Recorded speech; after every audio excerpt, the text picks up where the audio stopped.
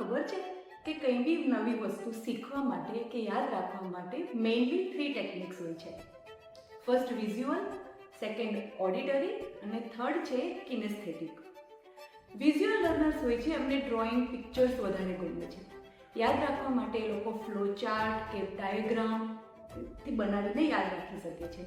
Plus યાદ રાખવા માટે એ લોકો માર્કર પેન કે કલર પેનનો યુઝ કરી શકે છે. બહુ ઇઝીલી યાદ રહી જશે.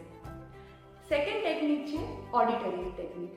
ઓડિટરી લર્નર્સ જે હોય છે એ લોકોને બધું સાંભળવાનું વધારે ગમે છે. એ લોકો પોતાના અવાજમાં રેકોર્ડ કરીને પાછું એને સાંભળીને યાદ રાખી શકે છે.